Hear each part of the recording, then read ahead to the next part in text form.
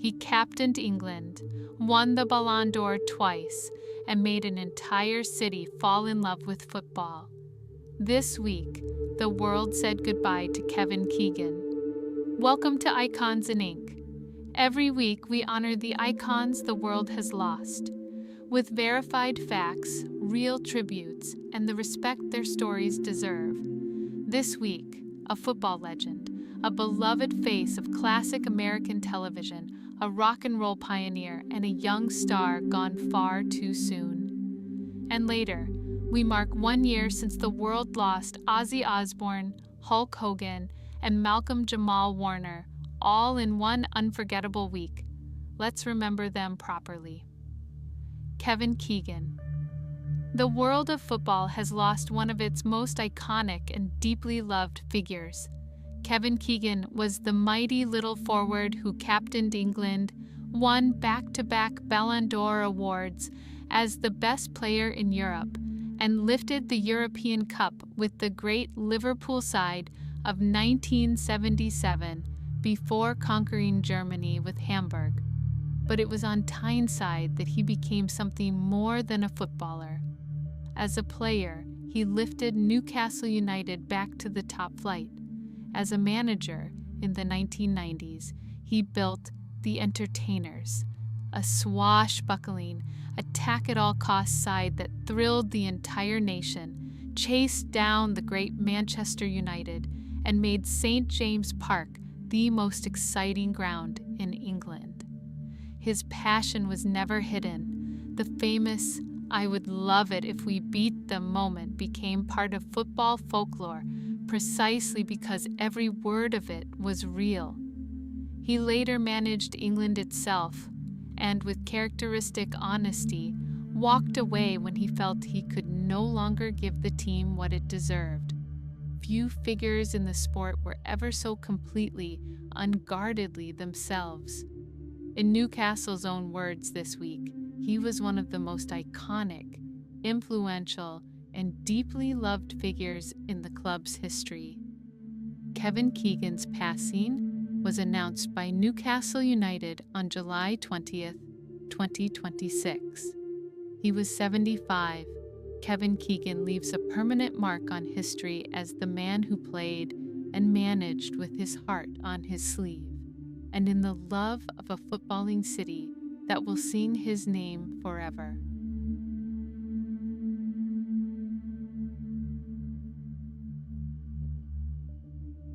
Hal Williams. The world of television has lost a beloved and enduring face of American comedy.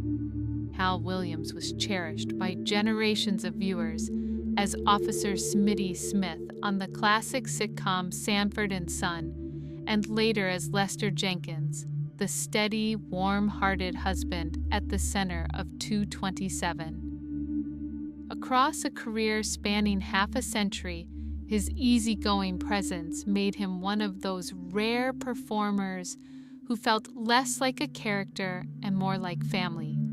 A face that meant home on the television screens of millions. Hal Williams passed away on July 15th, 2026, at the age of 91, according to multiple reports. Hal Williams leaves a permanent mark on history in the living rooms of America, a gentleman of classic television whose warmth outlasted every laugh track.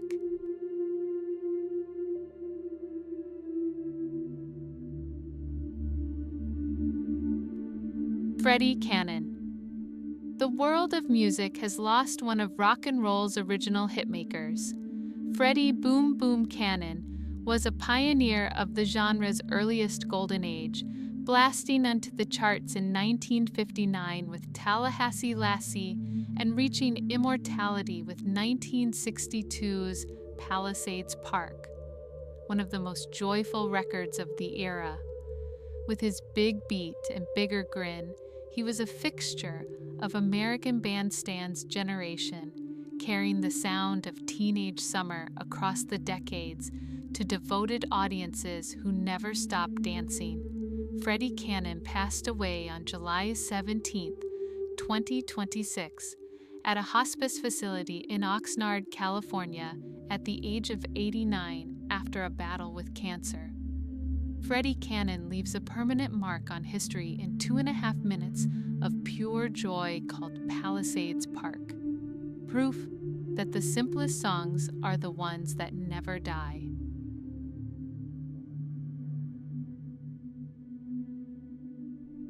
Kaylee Hottle. The world of film has lost a young star who broke barriers with grace far beyond her years. Kaylee Hottle was the deaf actress who captured hearts around the world as Gia, the young girl who shares a bond with Kong, in Godzilla vs. Kong and Godzilla x Kong, The New Empire. From a proud multi-generational deaf family, she brought American Sign Language to the center of 2 global blockbusters, becoming an inspiration to deaf children everywhere who saw themselves on the biggest screens for the very first time. Kaylee Hottle passed away on July 21, 2026, in a car crash in Maryland. She was just 18 years old. Kaylee Hottle leaves a permanent mark on history as proof that a performance needs no words to move the world. A young pioneer whose light, though brief, reached millions.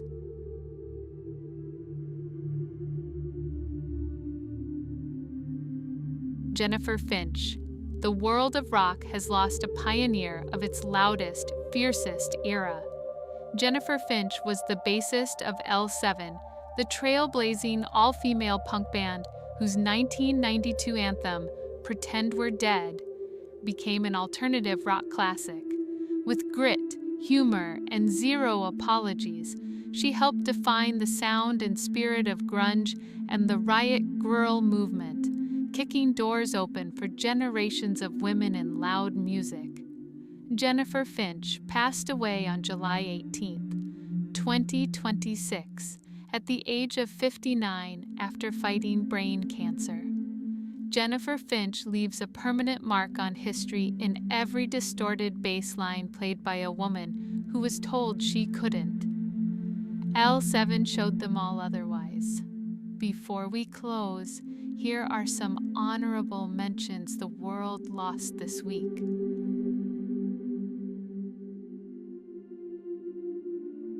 Peter Lassally, the legendary television producer who shaped late night itself, a guiding hand behind Johnny Carson's Tonight Show and David Letterman's programs, and a mentor to generations of hosts.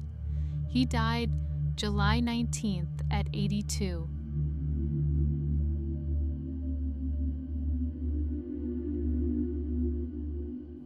Duane Ward, the flame-throwing relief pitcher who helped power the Toronto Blue Jays to back-to-back World Series championships in 1992 and 1993. He died July 18th in Toronto of natural causes at 62.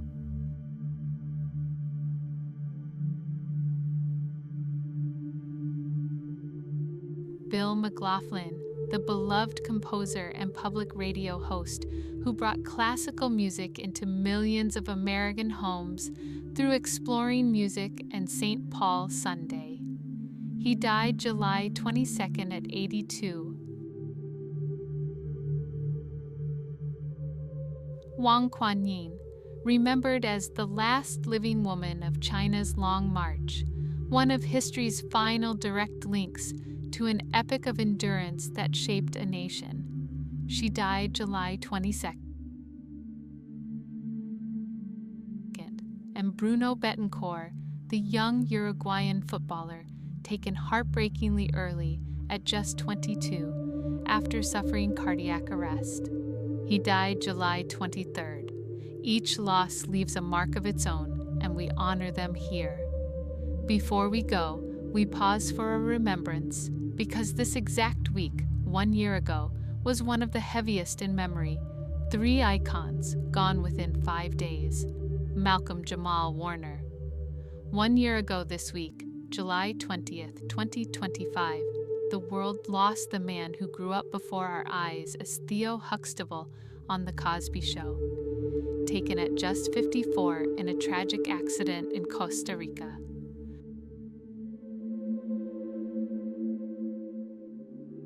A poet, a musician, and by every account, a genuinely gentle soul, he remains deeply missed and deeply loved. Ozzy Osbourne. On July 22, 2025, the Prince of Darkness took his final bow at 76, just weeks after Black Sabbath's farewell concert brought him home to Birmingham one last time. The godfather of heavy metal, the unlikely reality TV dad, the one and only. A year on, the music has never stopped. Hulk Hogan. And on July 24th, 2025, 1 year ago today, Hulkamania fell silent.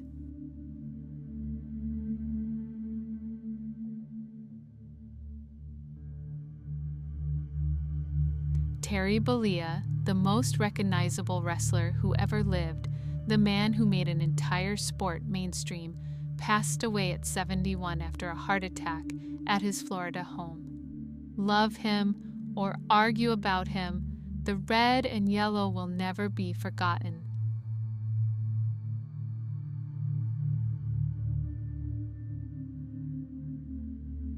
Three legends, 1 week, still remembered, because that's what this channel is for. As a reminder, when a cause of death has not been officially confirmed by the family or authorities, we do not report on rumors. Every family has a right to their privacy. Leave your own condolences and memories in the comments below to help their stories live on. Subscribe to Icons in Ink to stay up to date on national news deaths and to pay tribute to those who shaped our world.